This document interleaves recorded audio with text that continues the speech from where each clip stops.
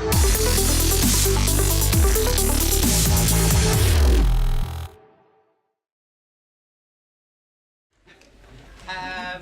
you very much for coming along. Is this microphone on, or do you need this on to record? Is that any better? Yes. Yeah? I'm really bad at remembering to stay near a microphone. I do apologise. So I wanted to do a talk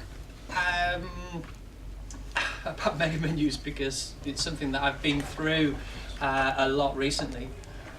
And having listened to some of the other talks that have gone on so far, it's been brilliant listening to the future. And this talk struck me as something is kind of almost feels I was looking back at the past and looking at brownfield things and looking at strange things like mega menus and not perfection and doing things that sometimes might seem inappropriate or things that we don't think are right.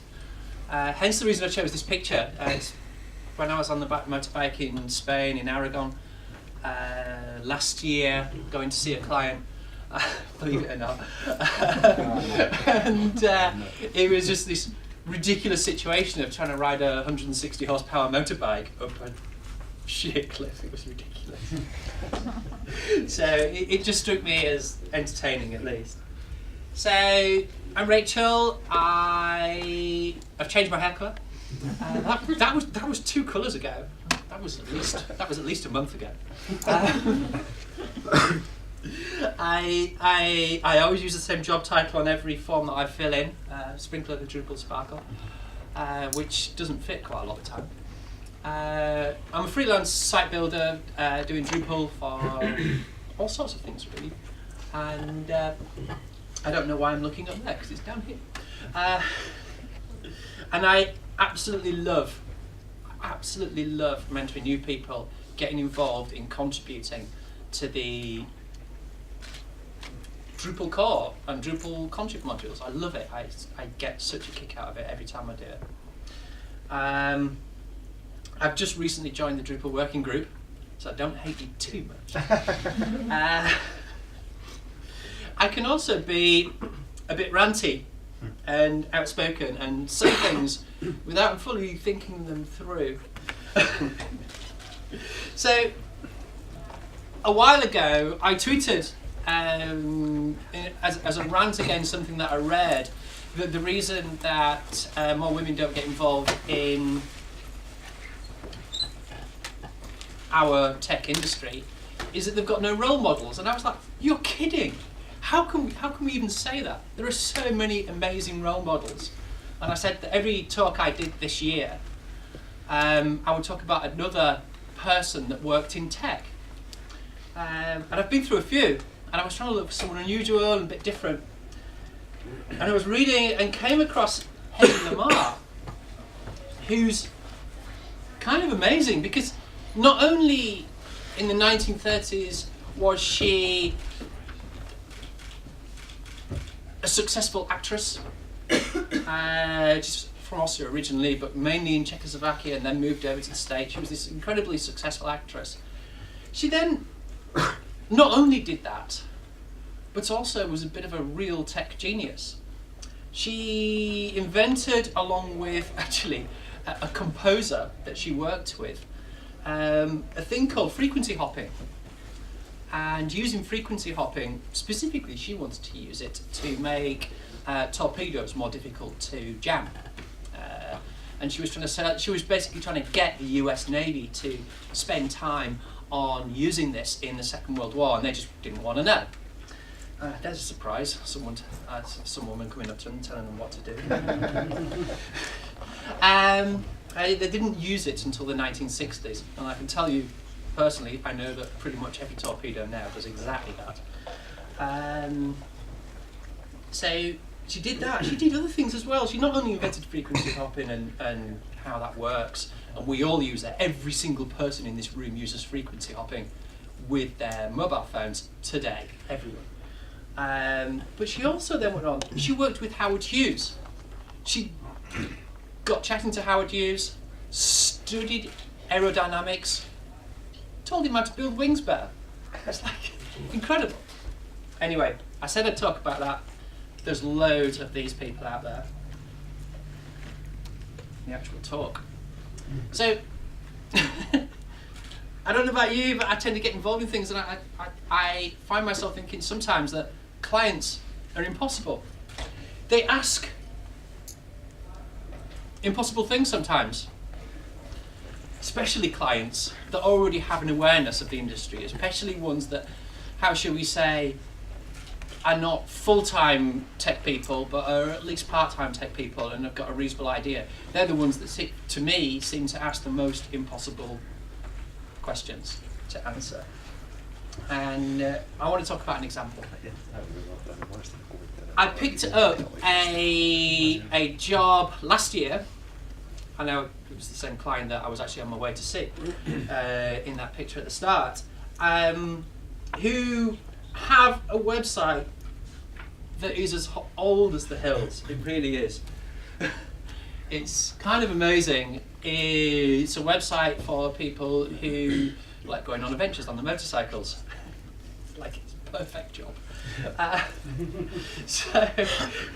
They have this crazy situation of a really popular website that has so many bits of bolted on technology over the years that I was looking through and finding things for weeks after even getting started, just finding things. What's this? Oh, it's a bit of movable type or whatever. It's like, oh, really? I actually didn't know what movable type was when I found it. It's awful. I do, but it's really.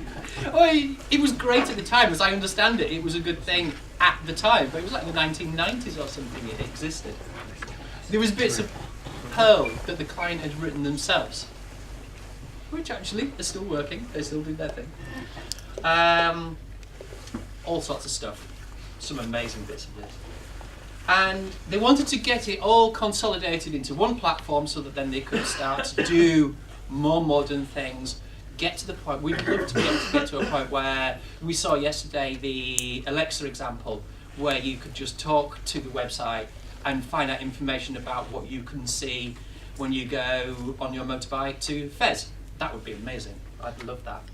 I just wish I hadn't sent him a video telling him how to do it. So, we're building the site. I can't build the whole site by myself, all in one, and then launch it all in one. I'm not that type of person. There's no way we've got the capacity, or they've got the funds at that speed over time to do that. So we need to migrate slowly different parts of the website onto a new platform. So this meant the new platform looking like the old platform for a few months, and then having them connected together. They have this mega menu. I'll show you in a minute. And it says to me, oh yeah, we've definitely got to keep the mega menu. But also, I want the website to work on mobile. And I want better SEO. And, well, actually said and quite a lot of times with various things. So it got me thinking, because my initial reaction was, oh my god, mega menu, are you kidding? It's not something that I've not been in web development for very long. Okay, I went freelance, this is my 4th year, and pretty much I was dabbling in it a little bit before that, as a part-time job as a developer for a pharmaceutical company. So these things are, I don't know all the history behind this type of stuff. I've got my own gut reaction from what I've heard of other people. But what is it? When I say mega menu, everybody screws their face up. So tell me, what is it? Tell me, what is it about mega menus that you don't like? I'm going to pick on other people in a minute. So they have time to think. Yeah. Okay, probably a responsive approach. Okay, so maybe an issue with it making it responsive. Yeah? Okay. Okay, any other issues? Anything that, why are the reasons that it makes you, go on then? It's tricky to make accessible for keyboard or whatever. particularly to make them accessible and so on, having all that content in there and moving around. Bad user experience. Find what you want. A bad user experience in terms of finding, yeah, absolutely. It's going to be a long list now. They become a mini website. You can put a slider in a mega menu and a carousel and a views list. Yeah. Maybe you just need an iframe. The video claims on the tag. And turtles. It's information overload. Is information overload? I mean, I'm sorry, yeah? I mapped this crap long enough to remember when it was really hard to do, even just get the JavaScript right across multiple browsers. So I had deep-seated for years. Okay. Oh, there's going to be one at the back. We'll make that last one. I think it removes, the focus of the content strategy from the page. That's an interesting one. Yes. So what you're saying is, it removes the focus of the content strategy from the actual content. Yeah. Yeah. So. Absolutely. I agree with all of those. I mean, some of the other stuff that I saw was looking at his old site, because the mega menu, the content he'd got in there was significant. The first word, welcome to this website, when you look at the source of the page, it's on line 760. So, yeah. And you've got to remember this is kind of old, kind of Drupal 6 kind of devices. If Martin was here, series he'd tell you about that. Until you just left. So yeah, there was loads of reasons I recoiled. But he was really quite precious about it. Yeah, he really was quite precious. I love him. He's a great guy. Don't tell him I said precious, for goodness sake. So, this actually is the website, and hopefully it's moving. Yeah, it is. So, he had a real love of what he had. So, I really wish I had a big stick here now, but his actual menus, his actual drop-down menus are along the top, and then he's actually got all this content. But he has actually organised it really quite interestingly. The three columns are always consistent across every single menu. Okay, there's what you might call your content strategy content, your actual main content on the left. There's his discussion forums in the middle, and then things taking you away from the website on the right hand side. And it kind of works. And what he did is he got me thinking, well, actually, is that getting annoying now? I don't know how to stop it. Sorry. It's an animated GIF in a keynote space. I don't know how to stop it. What he explained to me was the behaviour of the people that come to his website. So we weren't talking about websites. Suddenly we're talking about this website, and that was a big deal. It was a big opening of my mind to that, really. He was saying that most people, when they come to this website, don't know where to go. They're going on an adventure. They don't know anything about going on adventures. Okay? They don't know that where to get, what type of petrol to get, whether to filter the petrol when you get to Timbuktu or whatever. Okay? And don't try and use a Visa card in a petrol station in Morocco like I tried the other week, because it won't work. So mine's gone blank now. Sorry, excuse me. He wanted to basically have guideposts on the website to do it. And actually, the people we interviewed and taught who actually use the website love it. Trust that, wouldn't you? So, in this case, for the people coming to the website for the first time, not knowing anything about the subject matter of the website, actually, it's kind of appropriate. It actually makes sense. It's partly the right tool for the right job. It's kind of made me think, what do I do? What do I do? So I loved this. It's great. It was like I was learning. It's a website that I was learning from all the time. It's what we want. If everything was laid out for us on a greenfield site and we can do what we like, actually that's the type of thing that starts to bore me. I'd rather be challenged. I'd rather have to think differently, etc., and be forced to work around problems. So I was cool with it. We need to make it work. Okay, so we were building a Drupal 8 website.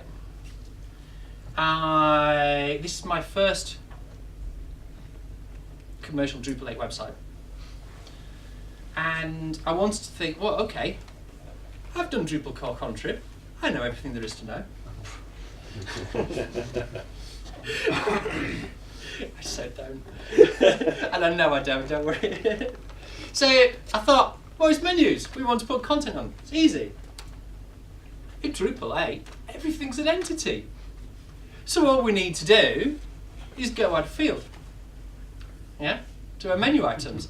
I just fill it with content, bit of CSS. Well, hey, done. Oh, it so wasn't. Because there's entities, and there's entities. Menu items, and some people in here might be able to explain it to me better. Every time I ask about this, it's quite funny because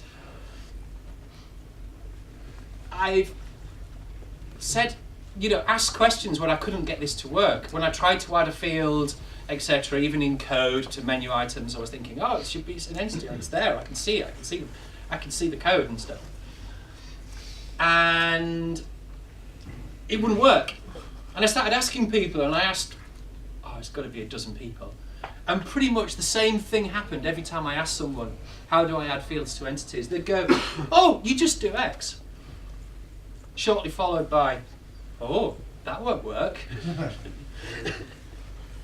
It was hilarious because actually going back to some Drupal backend stuff, some menu items are content entities and some menu items are configuration entities.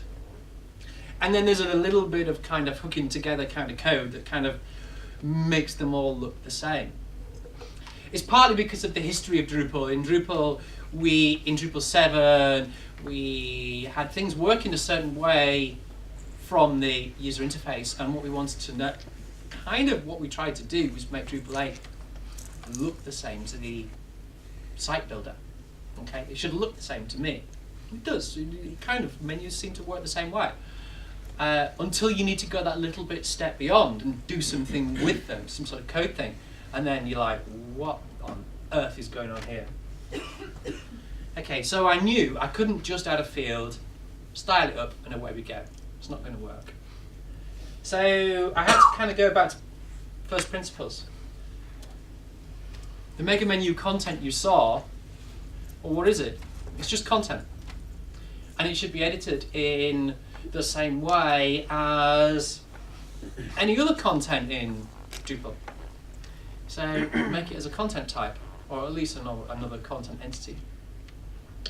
So that's what I did. I made a thing with sort of a name for it and a place to store the path of the menu you wanted to attach it to, so the paths would meet, and some body text. So I had some pieces of content, data, entities in my website. And then got thinking some of the problems that I'd mentioned earlier on, and we'd said that made us screw our faces up. I didn't want to rewrite the code that renders the menu and add in those menu entities. Because I thought, well, actually, I'm not very good. I'm a site builder, really. I can do a bit of code, but I tend to try and avoid it. So I thought I didn't really want to rebuild the entire menu structure because, sort of code, because that's beyond me. That's like way beyond me. I also wanted to use things like there's a marvelous module called responsive menu at Tank Row. I wanted to use it because it meant that I could have my slippy slidey menus on mobile and I wouldn't have to worry about it. So I got thinking, well, how am I going to do that? And I came up with a solution that works for me. Okay? I came up with a solution that works for me. I like it. You might like it, I don't know. But this isn't some official thing. This is choose what you like. Yeah? So, first decision I made. People who are using this website, when they are on mobile and iPads, etc., are probably or more likely to be the people who are sat in a cafe in Fez, in Morocco, thinking, I need a new tyre. Where can I get a new tyre? And they know the Horizons website. They're going to go straight to the place where they know it exists. They don't need guide posting. They've been using the website for a long while. So just don't bother with the mega menu. You don't need it. Not on that tiny screen. That's big there, actually. Okay. That's really big. Okay. Also, GIFs in Keynote work really well. So, forget that. So, literally, I used Tank's responsive menu module, put that in. It uses that mmenu JS library that's available. That's all that is. It's really easy.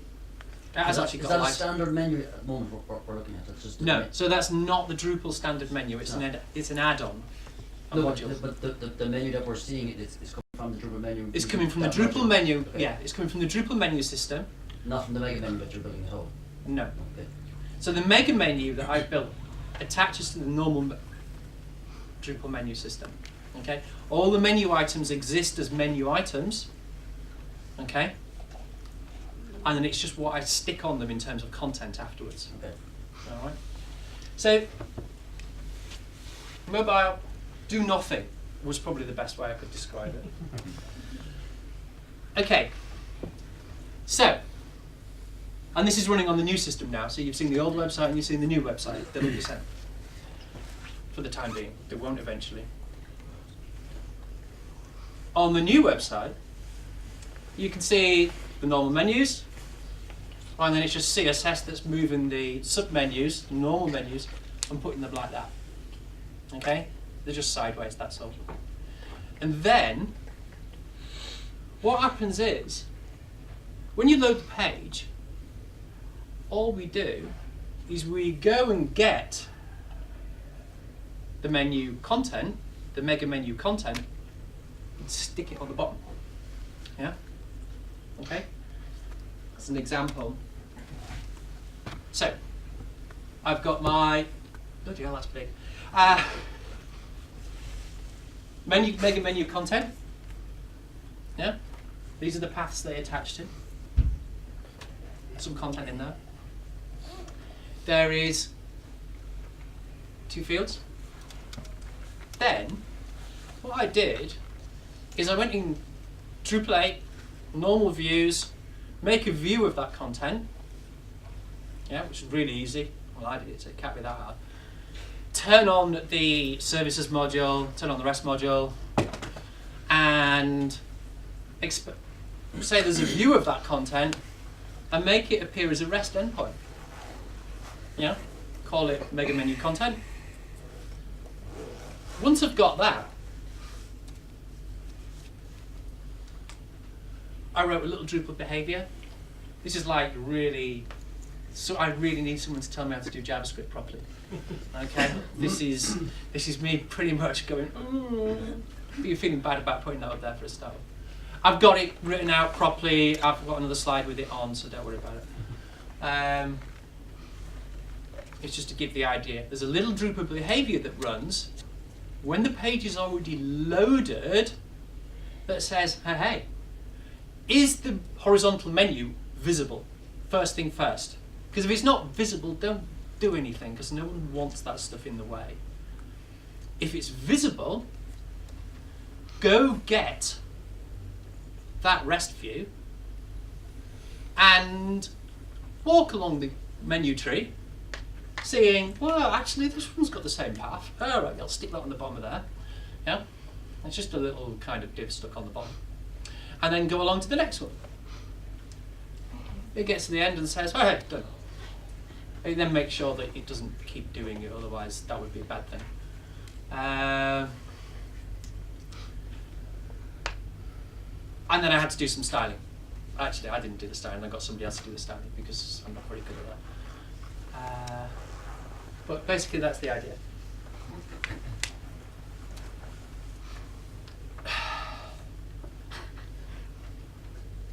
Because I'm not really having an effect or changing anything that Drupal does already, it's not really kind of having to worry about Drupal's strange past of going in and changing exactly how menu works, which means menu add-ons or anything like that is going to continue to work. So I'm not playing with it. All I'm doing is watching that menu that comes up with a reasonable kind of selector and then sticking bits on and then styling them. So we don't need to worry about how Drupal works. It also means that suddenly, remember I said that the content was starting at line 760. There was 100 kilobytes of that menu, you know, the mega menu. It's 100K of text. And if there's any pictures in there, it's plus whatever that is as well. Okay? If there's any sliders in there, God, I hate to think what it'd be. I'll have to try and remember, make sure he doesn't do that. But basically, none of that is in your source. It's gone.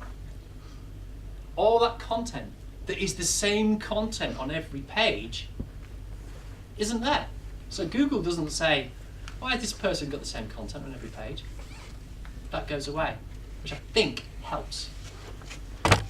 I've yet to prove that helps, but I think it helps. It just made it, yeah, it just reduced the size of the page.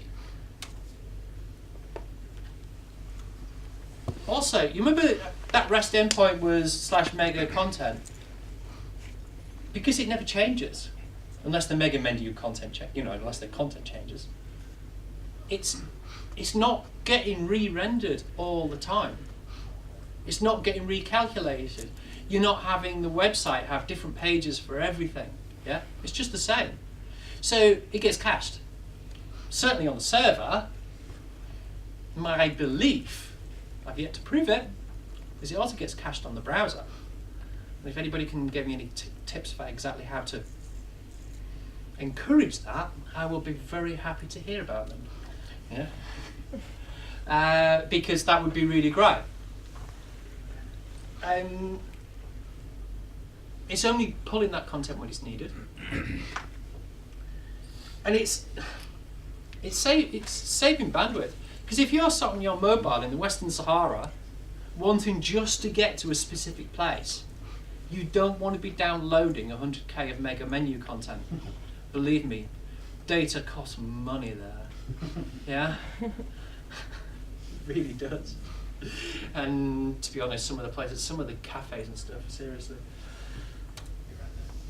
Yeah, thanks. Okay, so some of the challenges I had. Well, if you're sat there resizing the browser, it's not going to be automatically downloading that content if you go from mobile up to big. Yeah, but to be honest, there's only us people do that. Yeah, we go, look at this, and it's like, yeah, well.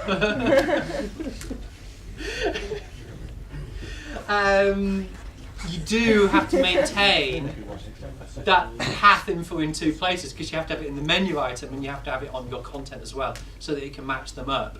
And I don't know what I want to do about that. I'd like to think of better ways of achieving that. That would be good. I'm sure there is I'm sure there is one. It's funny. I just added this actually just before lunch, and listening to Charlie's talk this morning. Yesterday. Yeah, I know. Seriously, I've been away with the fairies today. I don't know whether this aggravates. I don't know whether this is a problem, because if you don't have JavaScript enabled, that menu won't appear, the mega menu content. It probably doesn't mean that the website is unusable. So maybe that makes it okay. So you're still getting the minimum functionality. You're not losing any menu items. They all still work. They just won't appear any content underneath them. So maybe it's okay. I'll see whether I get shouted at later. And for the things I've done so far, my JavaScript knowledge isn't really up to making this perfect. I need help. Now, I don't think I'm the only person who has spent time thinking about mega menus, even in Drupal 8, because the reality is we all kind of have brownfield sites. One of the reasons Frontend United is really special to me, and the reason why I always come now, is because, and as I introduced, I get involved in Drupal core and getting involved in mentoring people and stuff, but it started here. It started at Frontend United, where I first felt the people around me making me confident to actually go ahead and say, actually, we need to change this, and this is my, admittedly sometimes crappy, code that I want to put into Drupal 8, and actually getting involved in doing that, and getting the encouragement to do that, and getting the nods and so on of people. In fact, I was sat next to you, wasn't I? Sat between these two people at SIA, weirdly. That's where I first got into Drupal contribution, and it's such a great thing to do it, because you can show stuff and you can share it, and people help. And I learned, clearly not about JavaScript, but I learned so much from doing that I really hope that more of you would like to get involved in that, which is kind of handy. So on the way down here, this is me leaving on the ferry from Ancona to come down to Patras. On the way here, I wrote a menu on the ferry. I wrote a module, okay, which does this, okay. It's an extension to Tank's responsive menu module. Literally, you just need to install it and then do your own CSS to actually style the menu how you like it. It works. It could be so much better, and I'd love some of you to help. I'd really love some of you to help. So it's here now. There's a sandbox. If I can get anybody to help me in the next week, if I get any issues raised or patches made within the next week, I'll promote this to a full module. Because it shows interest. Sorry, Richard, what help do you need? Checking it works. Checking that maybe some example CSS that could be overridden by people. Some better look at the actual JavaScript to make sure it's proper. Some documentation writing, some testing, all those things. I would be ecstatic if I could get some of that. It works slightly better than it does in the example I've shown. It's a bit tidier. It has a specific entity type, content entity type that actually works it, which appears in the content menu quite nicely, and will continue to work after Antio and I change the content menu. Shh, don't tell anyone. It adds the behavior. It automatically downloads responsive menu and all those type of things. So it could be good. But basically, that's me. That's what I wanted to say. I hope it's useful. I hope it's interesting. It's up to you. Any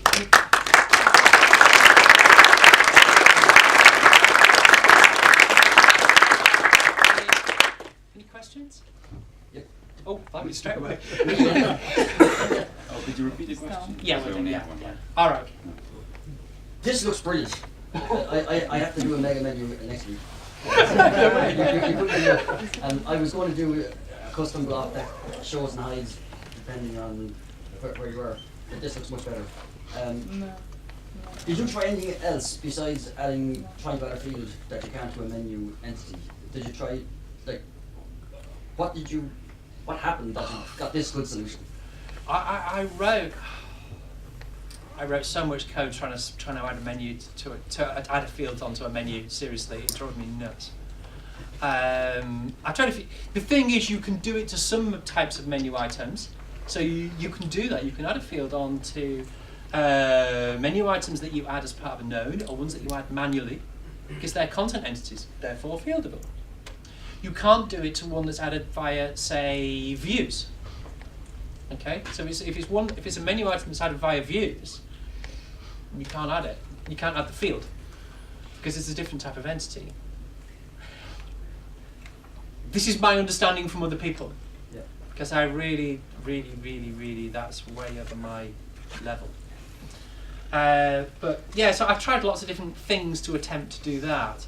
This kind of vaguely, I didn't know the end solution, but kind of ended up there in the end. So it kind of had a wiggly route to get there. Anyway, oh God. What if someone visits this content type URLs? We want to show the URL of the content type mega menu. Sorry, can you repeat the question again? When we create the content type of mega menu, the URL is created, and someone can visit this URL, and we want this result. As it happens, the config module that I've created doesn't use the node type. It actually creates its own entity type, and the paths are inside the admin menu, so that you can get to them. Yeah, in the new one, yeah, but not what's like. For the menu link, it looks like you use is that a text field to store the menu path? Yeah.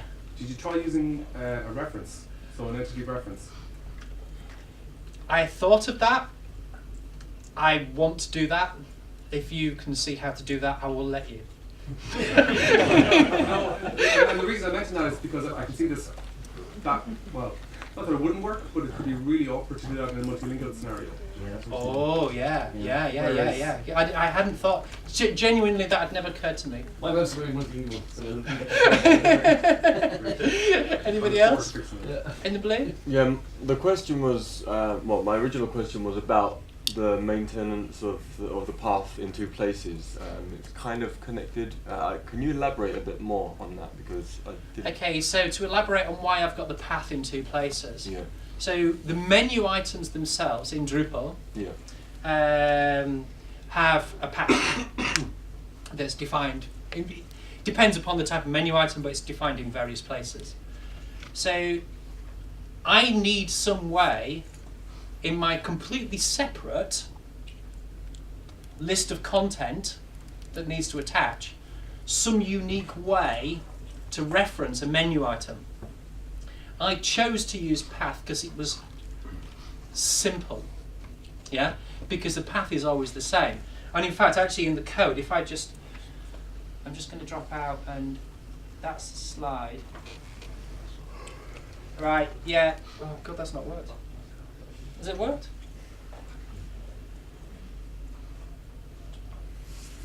I'm going to just leave it like that. It's that big. You can't see that, can you? Hang on. Don't skip slide. Yeah. So that's the code I wrote so far. Okay. It's literally sticking a div next to the menu item content, basically. There are certain restrictions with it. There needs to be some sub-menu items, and it only puts them on the top level menu items. Okay, because it looks for a UL basically. Yeah, I know, I'm a bad JavaScript writer. So it sticks it there now because it's looking for a path. Can I jump? Yeah, here. There's a jQuery search thing somewhere. Where is it? Here. And it's looking for the reference and then putting the menu path in there. So it's looking for that. That's how it knows where to look. So that's how it works currently. So we'd still need that path, but we might be able to calculate that path if we had a reference. Because that would be better actually. But the path doesn't actually relate to a URL in this case, does it? Pardon? But does the path actually relate to a URL in this? It would be something like /about. Right. The path would be the place where that top level menu item is pointing. Yeah. Yeah. And it just loads it as visually it loads it as. It doesn't load the about text. It loads the responsive menu item content that also references about. Yeah, I mean, the motivation behind asking is more is more to sort of figure out a way to not need to maintain it in two places. Absolutely. I'd love to be able to do that. The ideal solution would just be able to field it, but it didn't seem that easy. Yeah. Watching me have done it by the end of this, I'd just get annoyed. Anything else? Last one? The view JSON output, that's stored in that content, that item.content variable, that's HTML, or are you doing some other... It's JSON, it's a REST JSON array. Alright, okay, but you did something then to render the markup. The markup is in the content thing. Oh yeah, okay, so it is Yeah. in there, yeah. So there's two elements in each item in the array, a path and content, and it just contains whatever content that you type in your WYSIWYG editor. That's very clever. So, anything else? Could you scroll to the page where you had this GitHub URL? Well, it's on the Drupal website actually. Yeah. But yeah, it's that. Yeah, sorry. Nice. Thank you very I'll much. tweet it as well and stuff like that. That'd be easier.